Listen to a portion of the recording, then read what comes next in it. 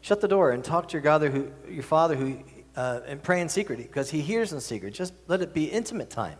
Let it be quiet time. And don't use a lot of verbiage. Don't just kind of like try to pile on the words, thinking that, the more words I'll say, the more God will hear me. God didn't like that.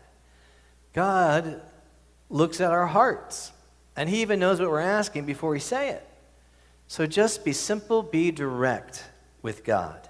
And that's the first thing in the outline I just wanted to say. In the context of this thing is simplicity and directness is key in the prayer of the disciples. Now, I call this prayer for disciples. We call it the Lord's Prayer, and that's been the tradition. But there are certain parts of this prayer that the Lord would never have prayed. This is a prayer that He gave for you and for me.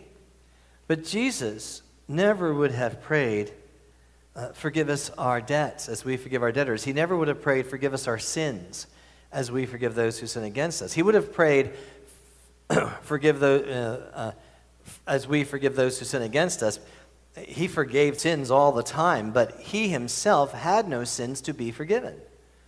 So Jesus would never have prayed, forgive me of my sins, because it wasn't part of His vocabulary. It wasn't part of His life. He was totally 24/7, every minute of the day. Christ was being obedient to the Father. He never sinned.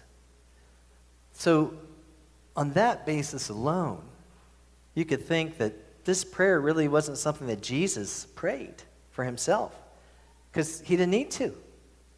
All this, but we do, the disciples do.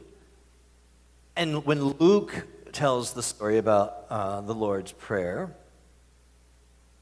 he puts it in a different context. The disciples actually asked Him to teach us, Lord, teach us how to pray. And He gave him this prayer, and it's a pattern. But here in Matthew, He simply says, in that context, let me find the passage. He says, this then is how you should pray.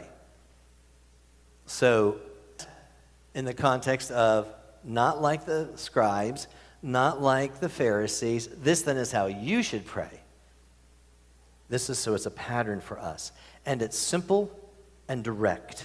It gets to the point. You don't have to add a lot of words, thinking that's going to be better. And you don't do it in front of everybody else. You just do it simply and direct to God. Because, as I said last week, prayer is something that really, it starts in our heart and it comes out our mouth. Hopefully it goes up to